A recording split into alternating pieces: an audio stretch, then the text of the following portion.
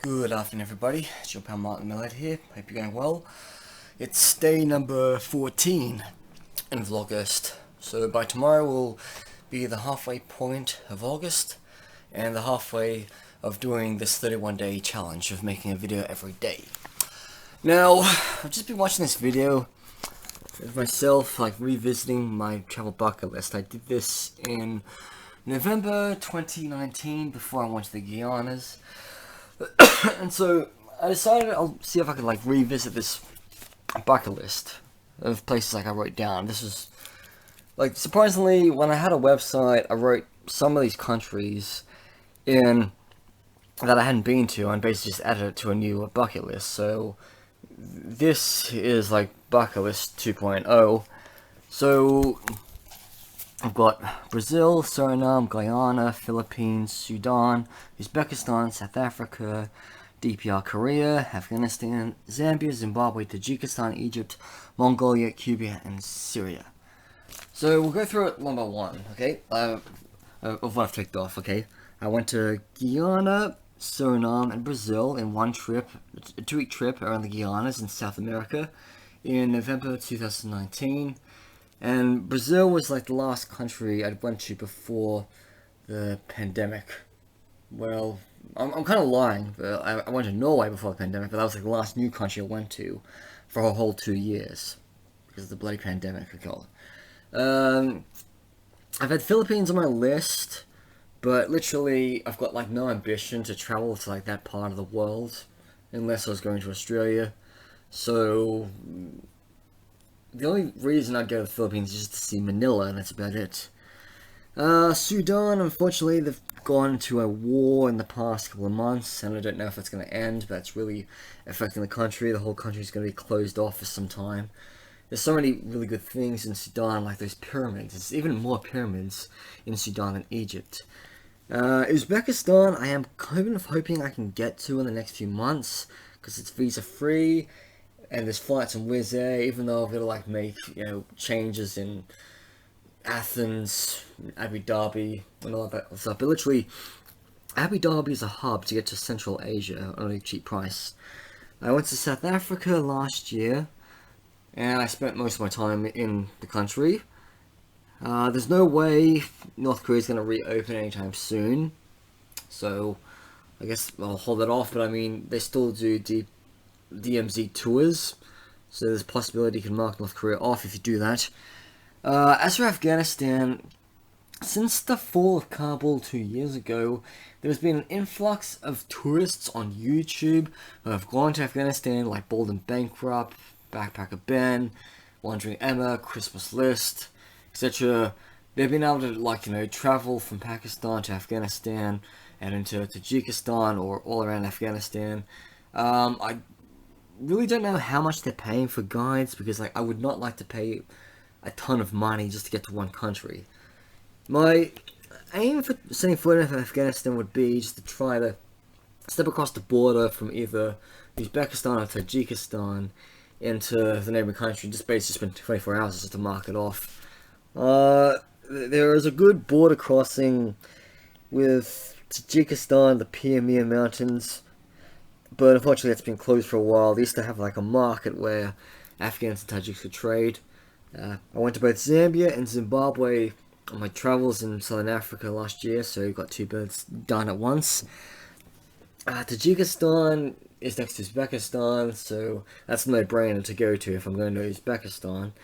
I haven't been able to get to Egypt, even though I was going to go to Israel, but I backed out on trying to cross into Egypt from Israel or Jordan because of passport stamps, because that could affect future travels to other Arab countries. Mongolia's been open for a bit, and I think I remember saying it's visa-free for British travel, but to me, it's going to cost a lot of money to even fly there from, let's just say, Kazakhstan or Germany. Just a ton of money, and I don't like spending a ton of money just to get to one country. So I may try to get a multiple Chinese visa, a couple years down the track, and see if I can get to Mongolia. Cuba is quite easy to get to. There's like a 2 flight to a resort town in Cuba, but I'd rather go to just got Havana.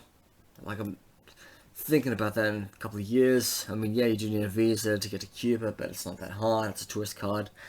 And also, Syria. Syria has opened up, even after the pandemic. Lots of people have gone to Syria, lots of YouTubers. It's a piece of cake to get the invitation letter, the security clearance. It might take a couple of days. All it basically is you fly into Lebanon and you drive across the border, and you get to look around Damascus, or you get to go to Aleppo and all, depending on your budget. If you want to spend a lot more money, you can go to Palmyra, see all the like ancient sites there. Look at Aleppo, Homs, some Christian sites. Yeah, it's not, but I mean, most of the country is kind of off limits because of the war and all, which has been raging on for over 12 years.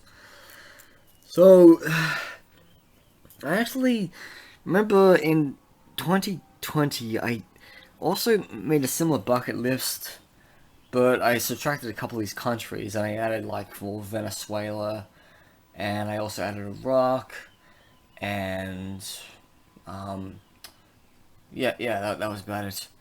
So I'm gonna try to figure out a better bucket list country list to write up for the next couple of years and all. Okay, so I've written up a newer bucket list less than 4 years after I wrote my last one.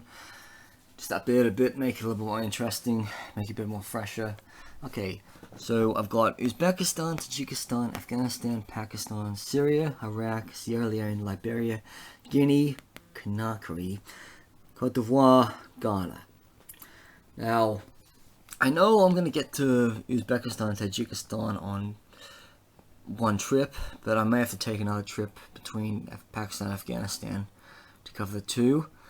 Syria and Iraq could be done on the same trip as well, even if I have to basically, drive Lebanon, Syria, Jordan, Iraq, it's possible.